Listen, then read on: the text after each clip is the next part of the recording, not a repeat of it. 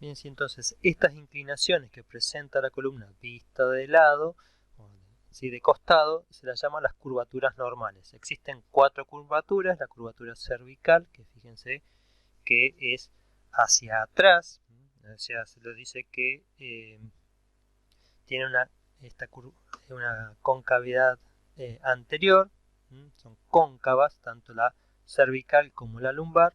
Y luego tenemos curvatura cervical y lumbar, la torácica y la sacra, o sea, cada una con las regiones que comprende, son convexas, ¿sí? Estas dos son cóncavas y estas dos son convexas. Las curvaturas normales ayudan a aumentar la resistencia de la columna, a mantener la posición de equilibrio, o sea, del cuerpo en posición erecta, o sea, cuando estamos parados, absorben los impactos cuando una persona camina y nos protegen a las vértebras de las fracturas. Es decir, las líneas de fuerza no son tan intensas sobre determinadas vértebras, sino que ayudan a distribuir esas líneas de impacto o de tensión en las distintas vértebras para que pueda amortiguar y no se nos fracture la columna y nos podamos mantener erguidos. O sea, aumenta mucho la resistencia de la columna. Al momento del nacimiento tenemos una única columna, ¿sí? Y alrededor de, recién a los 3 meses más o menos, empiezan a desarrollar. O sea, fíjense que tenemos una única curva que mira hacia adentro como una C. Entonces, esta es la curvatura primaria, que la retienen la curvatura torácica y la curvatura sacra. Ya que fíjense que siempre son curvaturas convexas, cóncavas. Entonces, estas curvaturas que cóncavas se mantienen y se las llaman las curvaturas primarias, que son las que retienen entonces la zona torácica, la curvatura sacra, mientras que las curvaturas convexas aparecen más adelante en el chico, cuando ya empieza a mantenerse en posición erguida, más o menos a partir de los 6 meses. Primeramente la curvatura cervical, porque el chico empieza a retener ya la cabeza erguida, cuando puede sostener su cabeza, ya que se desarrollan tanto la columna como los músculos que la sostienen. Y luego ya cuando empieza a estar más parado, se desarrolla la curvatura lumbar, también convexa. Entonces, son normales este tipo de curvaturas. Ahora ya cuando son muy exageradas, a veces en esta dirección, o se tuerce la columna, si la vemos desde atrás, aparecen los casos llamados cifosis o escoliosis también. Entre las vértebras, o lo que llamamos los cuerpos vertebrales, esta zona anterior de la vértebra, existen los discos intervertebrales, ¿sí? Que son los tejidos que conectan una vértebra con la otra. Está formado por discos, por fibros cartílagos, y que son fuertes y mantienen firmemente unidas un cuerpo vertebral con el otro. Esto fortalece o hace que esta articulación sea más fuerte y posibilitan determinados movimientos de la columna vertebral, además de que absorben, como ven, los impactos. Nosotros caminamos, corremos, saltamos, nuestra columna al caer impacta, se achica, y ese impacto recae sobre este fibrocartílago, o sea que es lo que no nos permite que nuestra columna no se lesione o no se toquen las vértebras una con otra. Los discos intervertebrales están formados por un anillo fibroso y un núcleo pulposo que es muy elástico. O sea, ese núcleo y ese cartílago, ese anillo fibroso, es una sustancia blanda, pero muy elástico, y de esta manera permite la función entonces de acortarse y alargarse. De hecho, como es fibrocartílago, no está irrigado y depende de su nutrición de lo que le provean los cuerpos vertebrales, del oxígeno y nutrientes que le llegan desde los cuerpos vertebrales. Y por ejemplo, o sea, estos discos cuando se van adelgazando con la edad, con lo cual hace que la altura de la persona vaya disminuyendo con la edad. Ya cuando estamos a edades avanzadas, vieron que cada vez nos vamos quedando más chiquititos, y eso tiene mucho que ver con el acortamiento de estos discos intervertebrales, o el achicamiento o el adelgazamiento que se va produciendo, ya que es un tejido cartilaginoso que no se renueva fácilmente y que se va desgastando con la edad y se va renovando poco. O sea, le cuesta bastante su renovación, ya que, como decimos siempre, ese cartílago no está irrigado y no tiene un acceso al oxígeno y a los nutrientes tan grande como le tienen los demás tejidos que sí están irrigados. ¿Sí? Entonces, también incluso una de las características es que tejidos se van deshidratando durante el día, es decir, que a la noche, si nos medimos, somos un poquito más bajos que a la mañana, porque cuando estamos descansando en posición horizontal, estos discos se rehidratan y a la mañana somos un poquito más grandes. Porque si nosotros sumamos el tamaño de los discos intervertebrales, esta longitud representa más o menos un 25% de la longitud total de nuestra columna vertebral. O sea que sobre 71 centímetros que representan el hombre, 61 centímetros en la mujer, o sea, ese 25% se debe, de la longitud de la columna, se debe a los discos intervertebrales. Y estos discos intervertebrales están presentes desde la segunda vértebra cervical hasta el hueso sacro. O sea que básicamente están presentes en todas las vértebras, menos en las dos primeras cervicales. Bien, entonces ahora vamos a ver que si bien las vértebras de cada región de la columna tienen características particulares y diferenciales, es decir, no es lo mismo una vértebra cervical, de una lumbar, de una torácica, vemos que en general tienen unas formas estándar, o se pueden identificar partes que son comunes a todas las regiones vertebrales. ¿Sí? Por un lado vamos a ver que tienen el cuerpo, que es esta parte, la porción anterior de la vértebra, que es gruesa y tiene una forma de disco. ¿Sí? Esta es la parte de la vértebra que está soportando el peso, es lo que vemos de la parte anterior. O sea, si uno ve, esta es la cara anterior de la vértebra, esta es la cara posterior. Entonces, el cuerpo vertebral, esa porción más como cuboide o semicilíndrica, que como vemos tiene una estructura bastante importante, y por detrás de la vértebra, entonces del cuerpo vertebral, se continúan estos pedículos. O sea, hay dos saliencias, que son los pedículos, que se unen a través de la lámina, que es este pedazo, con lo cual forman el arco vertebral. Entonces el arco vertebral está formado por dos pedículos a cada lado y la lámina, una fina lámina que une estos dos pedículos. Entonces, entre el cuerpo vertebral y las láminas y el pedículo forman lo que se llama el arco vertebral, y en el arco vertebral lo que encontramos entonces es el conducto, o forman un agujero, que se lo llama el foramen vertebral o el conducto vertebral también, o también conducto espinal. ¿Por qué? Porque dentro de él es donde está contenida la médula espinal, que es la continuación del sistema nervioso que viene del encéfalo, ¿sí? De la cavidad craneal. Bien, acá vamos a ver también que, o sea que si nosotros juntamos todos los agujeros que forman las vértebras más los discos intervertebrales, la continuación que tiene, eso es lo que genera el conducto vertebral o el conducto espinal, por donde transcurre la médula espinal. Bueno, y en este conducto no hay solamente médula espinal, sino que también tenemos la médula espinal, el tejido adiposo, el tejido conectivo areolar y los vasos sanguíneos, porque también son tejidos ricamente irrigados. Entonces, en este foramen vertebral, acá lo que nos está indicando, bueno, qué es lo que tenemos dentro. Entre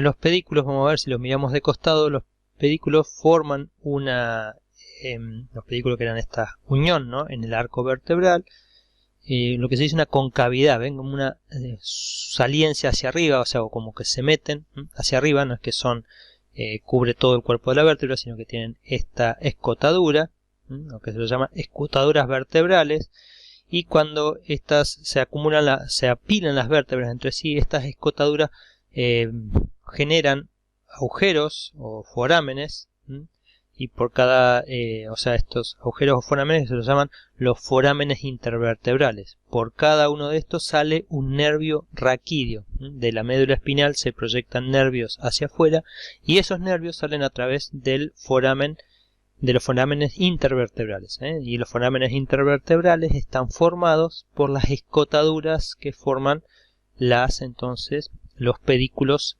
vertebrales. Ahora vamos a ver entonces que desde el arco vertebral salen o se proyectan 7 apófisis, estas o saliencias. Habíamos visto la apófisis espinosa, que es una única apófisis que se proyecta hacia atrás. Son sitios de inserción de músculos, ¿sí? Al igual que estas dos apófisis que se proyectan hacia los laterales, que se las llama apófisis transversa, ¿sí? Son sitios de inserción de músculos de la columna. Y después vamos a ver que existen otras 4 apófisis que son las que permiten la articulación entre las vértebras. Hay 2 apófisis a nivel superior, que son estas carillas, o sea, las escotaduras, la escotadura vertebral superior, y dos superiores y 2 escotaduras inferiores, que son las que estamos viendo acá, que permiten la articulación. O sea, recuerden que la articulación es la unión entre 2 vértebras. Esta tiene la apófisis superior, esta la escotadura superior con su escotadura inferior. Bueno, acá ven como la superior está articulando con su inferior, aparte de que también hay un disco intervertebral.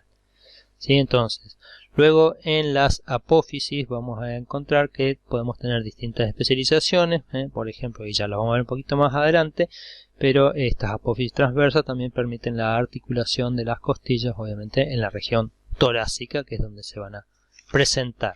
Entonces, bueno, de esta manera es como se van formando u organizando la columna vertebral en sus distintas vértebras, de manera tal de que eso permite generar, o sea, una columna vertebral con cierta rigidez, pero a su vez tiene la elasticidad y flexibilidad para permitir algunos movimientos, y además sirve de protección, como estamos diciendo, a la médula espinal, que es muy delicada. Acuérdense que cuando hay un desplazamiento de las vértebras, esto puede generar un corte o una ruptura de la médula espinal, con la cual se perdería parte de la sensibilidad del cuerpo que está inervado por esos nervios, ¿sí? Entonces, esta es entonces la estructura que tendrían, bueno, cada una de las vértebras, y que van a formar en definitiva la estructura general de las vértebras, y que van a formar la columna vertebral. Bien, vemos ahora algunas generalidades de las distintas regiones de la columna, comenzando entonces por la región cervical, que dijimos que estaba formada por 7 vértebras, ¿sí? De la cervical 1 a la cervical 7. ¿Sí? La 7, fíjense que se llama vértebra prominente, porque tiene esa apófisis que sobresale. La apófisis espinosa es de las más sobresalientes, la que podemos nosotros tocar cuando nos tocamos en la base del cuello. Bien, entonces dentro de estas 7 tienen las características que los cuerpos de las vértebras de la región cervical son los más chicos, aparte de los del coxis, por supuesto. Entonces, dentro de todos son los más pequeños y tienen algunas particularidades. En general, todas presentan un agujero, un foramen vertebral, presentan un foramen vertebral que es el que está en el centro, acá bueno, podemos ver, y 2 forámenes laterales, que se los llama forámenes transversos. Los forámenes o los agujeros vertebrales son los más grandes. ¿Por qué? Porque acá hay un ensanchamiento de la médula espinal, y ese ensanchamiento, bueno, obviamente tiene que ser contenido en un espacio mayor. Por eso tienen un arco vertebral, es decir, el agujero que forman el agujero vertebral o el foramen vertebral es de los más grandes, y además tienen estos agujeros o forámenes transversos por los cuales pasa la arteria vertebral y la vena, además de las fibras nerviosas. Es decir, tienen un agujero central, el foramen central, y 2 forámenes transversos por los cuales transitan, como vemos acá en la segunda también, los vasos sanguíneos.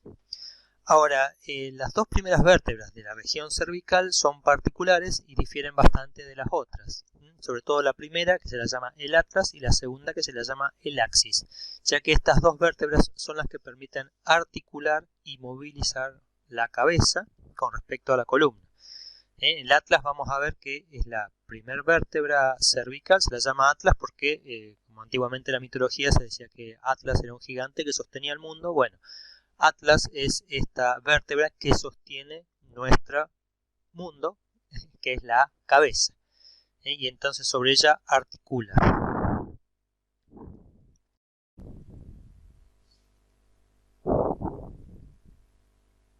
Bien, si observamos entonces las primeras vértebras, decíamos, tenemos el atlas. Bien, acá la pude identificar, es la primera vértebra de las vértebras cervicales. Vamos a mover hacia abajo nuestro modelo de la columna vertebral. Y acá entonces vemos que esta vértebra no tiene cuerpo vertebral, sino que tiene un disco anterior y un disco posterior. Y además de eso, bueno, presenta, este es el foramen vertebral, estos son los arcos posteriores, y este es el arco anterior. Bien, y esta la estamos viendo desde atrás, o sea, esta es la parte anterior. Sí, este entonces se llama arco anterior. Fíjense que acá donde debería estar el cuerpo de la vértebra no existe ningún cuerpo de la vértebra. Y además tiene dos carillas articulares en esta parte superior, masa lateral y carillas articulares superiores, que son cóncavas, y estas se articulan con los cóndilos occipitales de la cabeza. A ver si podemos ver esas articulaciones.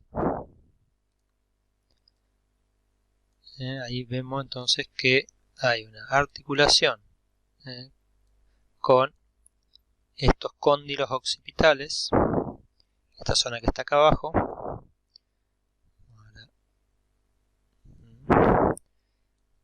¿Ven?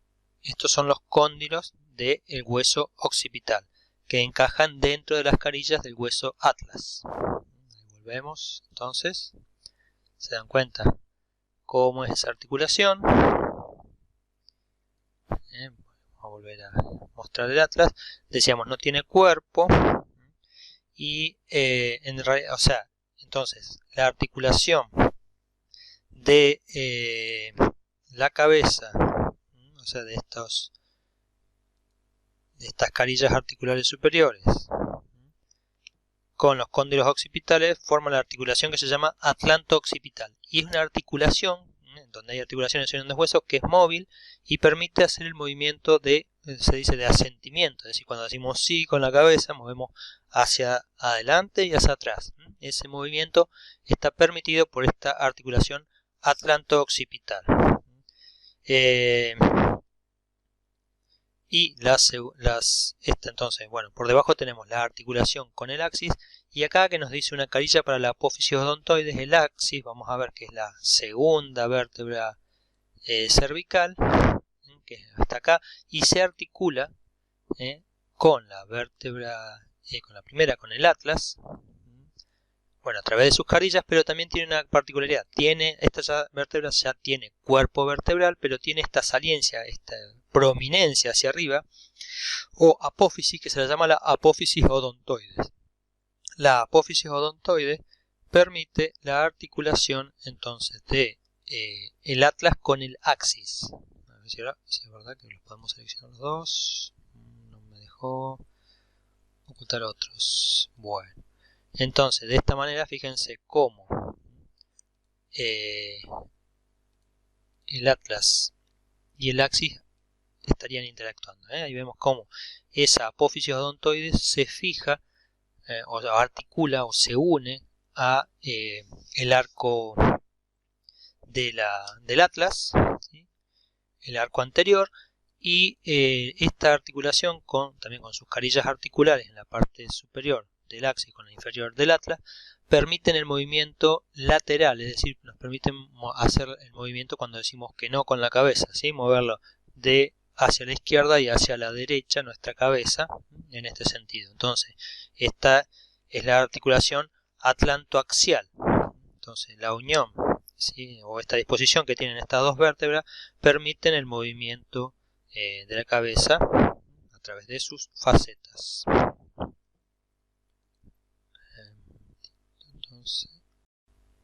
Bien, y por último, otra de las características que presentan las vértebras de la región cervical, aparte de tener este agujero lateral,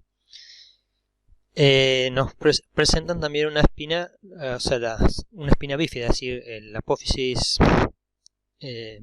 espinosa se termina en dos puntas. Sobre todo eso ocurre desde C3 a C6 fundamentalmente.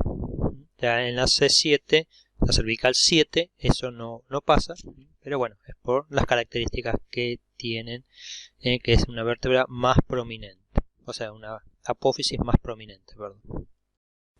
Bien, pasamos ahora entonces a la segunda región de la columna vertebral, que es la región torácica.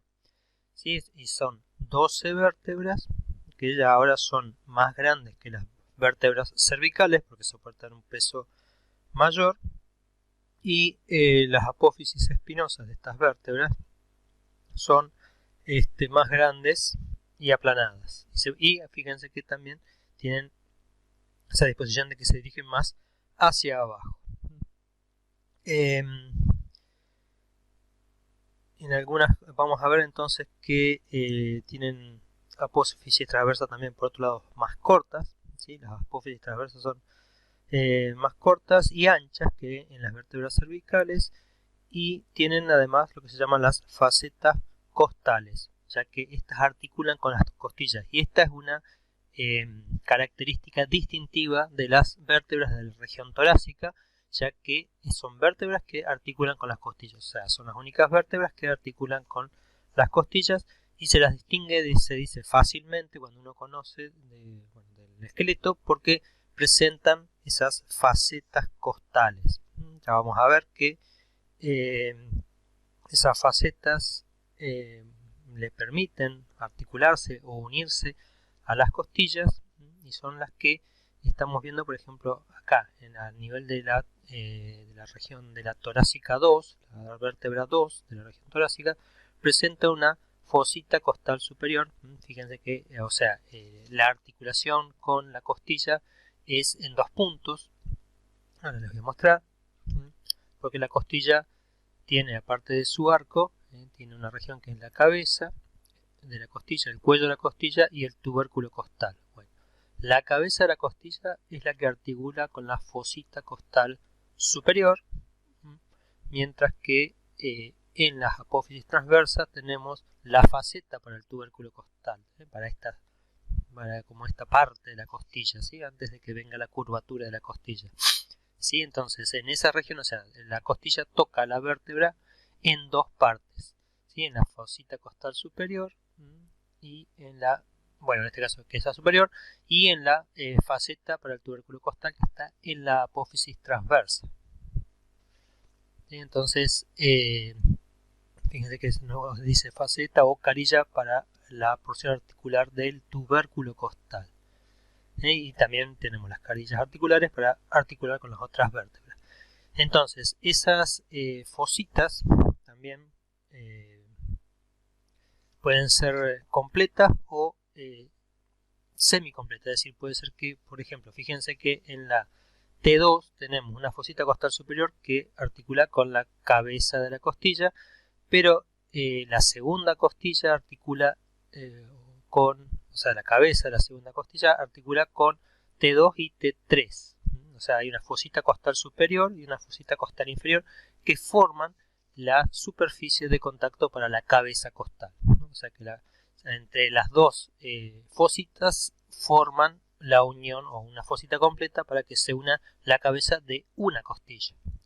¿Sí? Entonces la superficie articular de estas fositas se las llama facetas, facetas o semifacetas. ¿Sí? Tenemos entonces acá la faceta costal y una semifaceta costal inferior y una semifaceta costal superior. Y ahí lo vemos que desde T2 para adelante todas presentan una faceta costal superior hasta más o menos T8.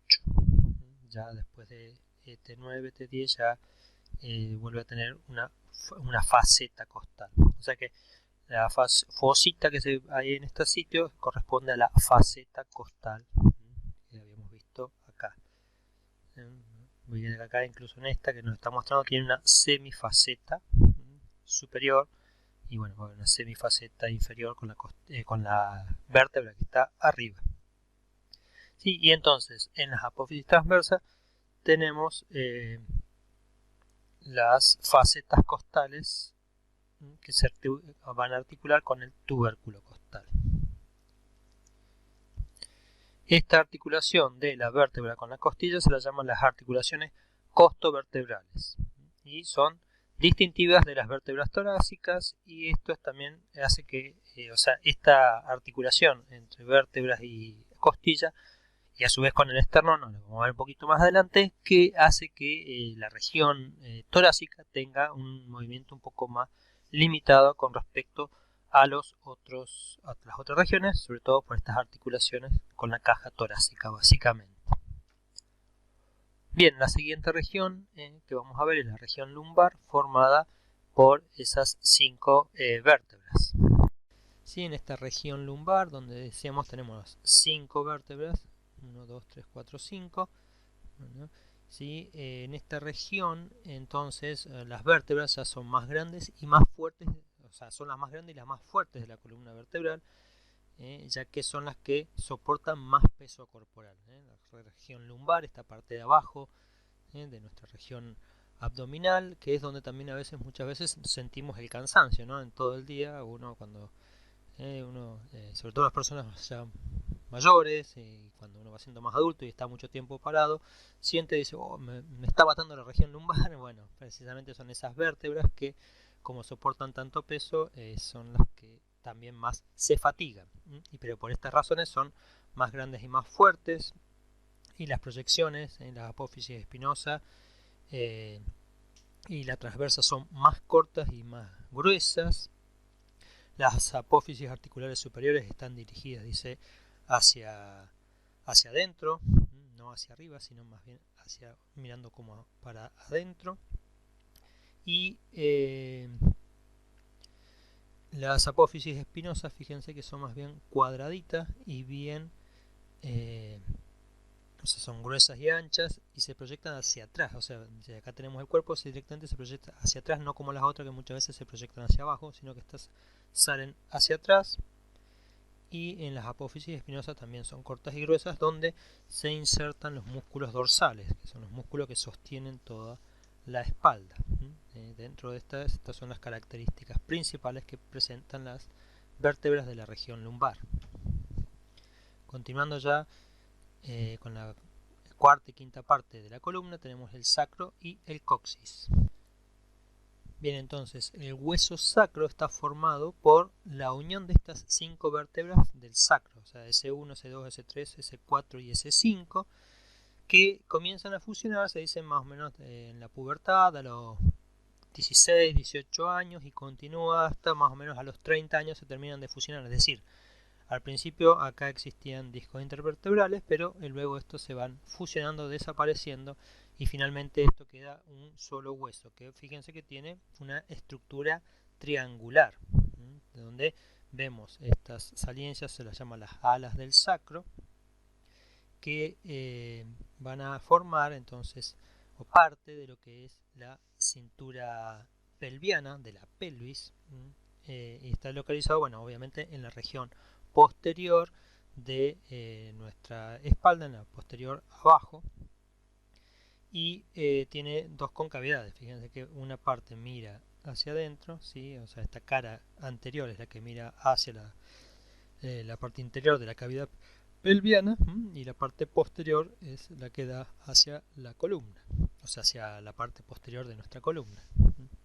Entonces, en estas regiones lo que vamos a encontrar son, por un lado, los agujeros o forámenes sacros. Acá en la cara anterior vemos el agujero sacro anterior o foramen sacro anterior, mientras que en la región superior, en esta parte superior del triángulo, habíamos visto lo que se llama esta región o el área superior, esta superficie suave se la llama el ala del sacro, que está formada por las apófisis transversas de la primera vértebra sacra. Si miramos el sacro desde atrás, vamos a ver entonces que tenemos, o sea, es convexa, es mirando como vemos hacia adentro, es cóncava, esto es convexo, y tiene las apófisis espinosas fusionadas, con lo que se forma la cresta sacra media, ¿no? Que tenemos acá, cresta sacra media, ¿sí? Entonces, esta cresta sacra es la fusión de las apófisis espinosas. También se aprecian la cresta sacra lateral, que está formada por la fusión, ¿sí? Esta cresta sacra, la fusión de las apófisis transversas, y además vemos los forámenes o los 4 pares de forámenes sacros posteriores, que en la parte anterior, o sea por dentro, se ve la cara anterior, se ven los forámenes anteriores, y acá vemos los 4 forámenes sacros posteriores. Es decir que tenemos la cresta sacra media, cresta sacra lateral y los forámenes sacros posteriores. Bien, por estos forámenes sacros pasan entonces, como siempre, nervios y vasos sanguíneos. También se aprecia el conducto sacro, que es la continuación de la cavidad vertebral. Entonces, o sea, por este lado, y sobre en el punto inferior, o sea, encontramos entonces sobre la quinta vértebra, ¿sí? A este nivel, o sea, muchas veces la lámina transversa, ¿sí? Las que iban hacia los costados, no se fusionan, con lo cual queda un agujero o un punto de entrada inferior del conducto vertebral, es decir, este conducto vertebral que viene por acá, queda acá con un agujero, que ese se lo llama el hiato sacro. El hiato sacro o una abertura. Entonces, por el hiato sacro, como nos dice acá, muchas veces es importante porque se permite la inyección de anestésicos, la anestesia famosa epidural, la anestesia que va por la médula espinal. Entonces, se inyecta, o sea, con una aguja a través de este hiato sacro. O sea, que hay que aprender a localizarlo y colocar la aguja en el lugar correcto para que se pueda generar la anestesia, la que le dicen la epidural. Bien, entonces, y a cada lado de este hiato sacro encontramos con las astas coxígeas, o astas sacras, perdón, la asta coxígea viene del coxis, sí, las astas del sacro, que permite la articulación de la quinta vértebra sacra. Y con esto también se conectan, en realidad esta conexión entre estas astas del sacro y esta coxígeo es mediante ligamentos. La zona inferior del sacro se la conoce como el vértice del sacro, la más angosta, y la zona más ancha se la conoce como la base del sacro. Fíjense que además por detrás tenemos esta tuberosidad sacra, que es una región que contiene así zonas hundidas donde vamos o depresiones y la superficie es más rugosa y permite la inserción de ligamentos que van a formar la articulación sacroilíaca, ¿sí? O sea, el punto de unión entre el sacro y el ilion, o sea, entre este hueso sacro de la columna con los huesos de la cadera con el ilion. Las apófisis articulares superiores, estas carillas articulares, articulan con las apófisis articulares inferiores de la quinta vértebra lumbar, y la base del sacro entonces articula con esta base con el cuerpo de la quinta vértebra lumbar para formar lo que se llama la articulación lumbosacra. Por otro lado tenemos, y finalmente, dentro de la columna, la siguiente región es el coxis. Es un hueso también, fíjense que de forma triangular, y está formado por la fusión de 4 vértebras, la coxígea 1, 2, 3 y 4. Recordemos que hay una sede cervical y la co representa las vértebras coxígeas. Estas vértebras coxígeas se fusionan, dice, todavía un poco más tarde en la vida, o sea, después de los 20 años, entre los 20 y los 30, se van fusionando hasta terminar de fusionarse ya después de los 30. Esta en la superficie posterior, en la superficie dorsal, contiene dos largas astas, son las astas coxígeas, que estas astas coxígeas son las que articulan con las astas del sacro. Y bueno, y presentan estas apófisis transversas que también permiten de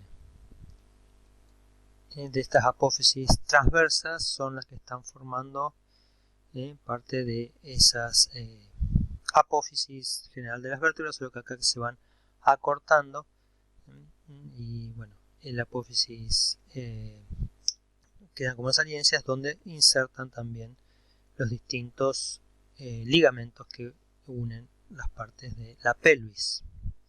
Por arriba entonces el coxis articula con el sacro, y por debajo ya queda un extremo libre, que también dependiendo del sexo la orientación de este extremo es distinto. En las mujeres apunta más hacia abajo para facilitar el parto, es decir, para que la región pelviana, la cintura pelviana sea más grande.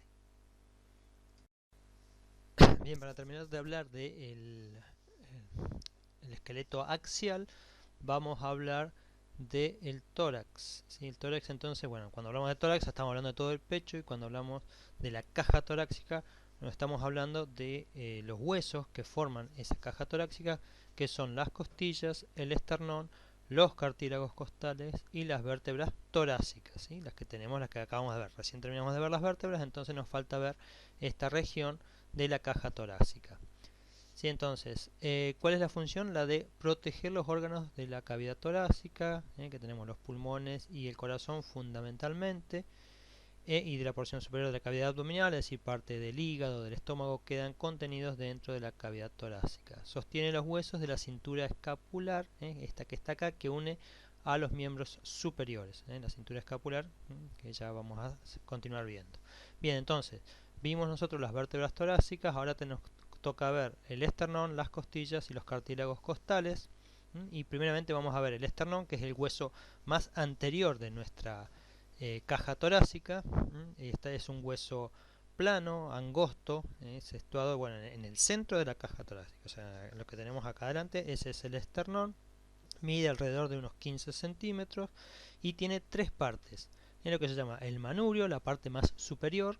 Después viene el cuerpo, que es la parte mayoritaria. Y por último la apófisis sifoides, que se llama, que en parte también puede estar formada por cartílago. Entonces, o sea, tenemos tres partes: manubrio, cuerpo y apófisis sifoides. En la parte, o sea, en la unión del manubrio con el cuerpo se forma un ángulo, una curvatura que se lo llama el ángulo esternal. O sea, inicialmente al nacimiento son tres huesos que luego se fusionan para formar entonces lo que es el esternón ya de adulto, digamos, o de una persona, un esternón desarrollado. Más o menos a los 20-25 años se terminan de fusionar y quedan marcados por estos rebordes transversos. Entonces, tiene depresiones en la parte superior. Tenemos la escotadura supraesternal o hueco supraesternal o escotadura yugular, y a ambos lados de esta escotadura yugular encontramos la escotadura clavicular. Acá es donde se articula las clavículas para formar lo que se llama la articulación esternoclavicular, que lo une, como decíamos, con la cintura escapular, y con los miembros superiores. Por otro lado, también el manubrio articula con los cartílagos costales. Fíjense que las costillas, ya vamos viendo, son 12 costillas, de las cuales las primeras 7 articulan directamente con el esternón, por eso que se les llama costillas verdaderas, pero las costillas no es que llegan directamente al esternón, sino que lo hacen a través de un cartílago costal, que está formado por cartílago hialino. Fíjense que entre la costilla, el hueso, lo que está en amarillo, y lo que está en celestito, que representa el cartílago, hay una distancia incluso considerable. Entonces, la región del manubrio articula con la costilla 1 y 2, mientras que el cuerpo del esternón articula con las costillas 3, 4, 5, 6 y 7. O sea, son 7 las costillas que articulan directamente con el esternón. Entonces, y el esternón, bueno, y la 8, 9 y 10 que lo articulan a través del mismo cartílago. O sea, no tienen un cartílago independiente de articulación que llegan, sino que lo hacen a través del cartílago de la costilla 7. Estos son otros, o sea, son las costillas que se las llama falsas, ¿sí? Estas 7 primeras son las verdaderas y estas son las falsas, ya que no articulan directamente. Pero esas entonces están unidas, o sea, el esternón articula con las distintas costillas a través de la articulación esterno-costal. Finalmente, bueno, vemos que estas apófisis sifoides no se articula ninguna costilla y está formado, acá nos representa en celestito, porque está formado por cartílago hialino y se sigue calcificando a lo largo de toda la vida, o sea, a medida que vamos creciendo, hasta la adultez, aproximadamente hasta los 40 años. O sea, esta apófisis sifoide básicamente está formada por cartílago, más o menos la mitad de nuestra vida. Esta apófisis sifoide sirve de punto de inserción para de muchos de los músculos del abdomen. Bien, entonces ahora vamos a hablar de las costillas. Las costillas, dijimos, son 12, numeradas de 1 a 12 desde arriba hacia abajo. La que está más en la parte superior es la número 1 y así sucesivamente. Ellas son las que nos dan el soporte de la estructura de la cavidad torácica.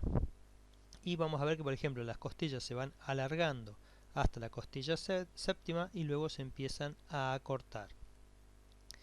Dijimos que entonces las primeras 7 articulan directamente con el esternón, mientras que siempre articulan a través de un cartílago costal. Entonces los cartílagos costales, ¿por qué están a través de cartílago y no es una articulación directa de hueso con hueso? Porque le permiten darle la elasticidad que necesita la caja torácica. Imagínense que durante la respiración nuestra caja torácica se expande y se acorta a medida que nosotros respiramos, permitiendo entonces la expansión de la caja torácica, permite también la expansión de los pulmones que se llenen de aire y la contracción es lo que hace que salga el aire. Entonces esto le permite que sean elásticas y que además, si vieron que es una zona muy expuesta, nosotros nos podemos golpear muchas veces, entonces si fuera muy rígida generaría fracturas mucho más frecuentemente entre la articulación del esternón con las costillas si fueran hueso contra hueso. En cambio, de esta manera le da una flexibilidad que permite determinados golpes y movimientos con esa parte del pecho. Entonces la articulación se la llama la articulación, externo-costal, ¿sí? Entonces este tipo de articulación. Las otras costillas se las llama, o sea, estas 7 primeras que articulan directamente se las llama costilla verdadera, las otras 5 se las llama costillas falsas, pero de esas 5, la 8, la 9 y la 10 articulan de manera indirecta con el esternón, ¿sí? Primeramente tienen una articulación entre ellas, como decíamos, fíjense que acá viene el cartílago costal y luego se las une. ¿Sí? Estas costillas que articulan o que indirectamente con el esternón o que no articulan con el esternón, como es la 11 y la 12, que son las costillas llamadas flotantes, se las llama costillas costovertebrales, porque solamente articulan con la vértebra. ¿Sí? Y como les digo, las últimas dos, la costilla 11 y 12, directamente no presentan cartílago, el cartílago articular, el cartílago costal, ese cartílago hialino por delante, por lo tanto se las llama costillas flotantes, ya que no tienen ninguna articulación en la parte anterior. ¿Sí? Entonces esas son las famosas llamadas costillas falsas, que algunas personas se las retiran para tener una silueta más delgada, ya que producen adelgazamiento de la silueta en esta parte, ya que no tenemos ese sostén, y ahí estamos viendo un poquito la función que cumplen entonces las costillas como dando forma a la caja torácica. Bien, entonces solamente de manera somera algunas de las generalidades de cómo está formada una costilla. Decíamos que Las costillas son huesos alargados. ¿Sí? Es un hueso, como vemos, alargado y con una curvatura. Está formado por una cabeza, un cuello, esta región que se le llama el tubérculo, y luego el cuerpo. Entonces, las costillas, esta es una costilla típica, digamos una costilla modelo, que creo que es la tercera costilla. Fíjense que en la cabeza presentan las facetas articulares, faceta superior y faceta inferior, que articulan, decíamos, con las vértebras, con las carillas articulares de las vértebras, formando la articulación costo vertebral. Y luego le sigue el cuello, que es una región más ensanchada. Luego viene una región que hay una pequeña protuberancia, que son el tubérculo, donde también van a generar una articulación de ese tubérculo con las distintas partes, o sea, con las apófisis de las vértebras. Bueno, acá tenemos faceta superior, faceta inferior que articula, y entonces tenemos la carilla articular de la apófisis transversa, va a articular con la faceta articular del tubérculo.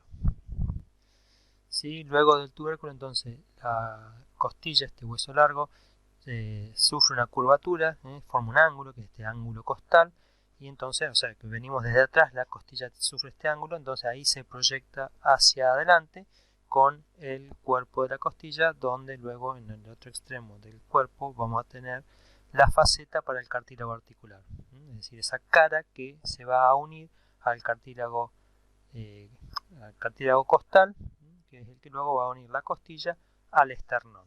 De esta manera, entonces, hemos visto todos los huesos que están formando el esqueleto axial, y nos queda ver entonces algunas patologías que se pueden presentar, como por ejemplo lo que se llama la hernia de disco. Esto tiene que ver con los discos intervertebrales, esos discos fibrosos de fibrocartílago que están presentes entre las vértebras, y que generalmente lo que ocurre cuando hay una compresión, se pueden romper esos discos, y ese núcleo pulposo que tienen los anillos fibrosos, estos discos intervertebrales, puede salir.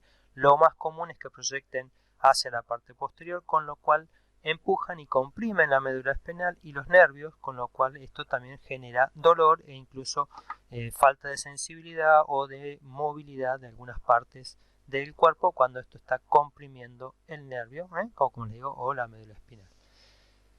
Por otro lado, también podemos tener curvaturas anormales de la columna, pueden torcerse a nivel, o sea, con respecto al eje central, o con respecto a las curvaturas normales que tiene. Fíjense que acá la escoliosis se produce cuando la columna se tuerce hacia algunos de los lados, no es una columna recta vista de atrás, y además podemos tener excesos de curvaturas, o sea, la cifosis es cuando esta curvatura de la región torácica es demasiado pronunciada, o la lordosis cuando la región lumbar, la curvatura de la región lumbar se hace demasiado pronunciada. Y finalmente, otra de las patologías que puede ocurrir es la protrusión, ¿sí?, de parte de esta salida de la médula espinal fuera del conducto vertebral. Entonces acá la dura madre es la membrana que está recubriendo, la columna vertebral se sale de ese canal porque no se cerró correctamente, se está escapando, y esto puede llevar a una acumulación de líquido en esa zona, una inflamación y a una falta de funcionamiento o no correcto funcionamiento de la inervación de la parte baja, con problemas motores, para caminar. Los chicos que tienen espina bífida o esa espina salida les cuesta más caminar y se van desarrollando en ese sentido la parte motriz de los miembros inferiores mucho más lentamente, porque esto ocurre generalmente, ¿sí?, en esta región lumbar. Bueno, y de esta manera entonces hemos concluido la clase relacionada con el esqueleto axial.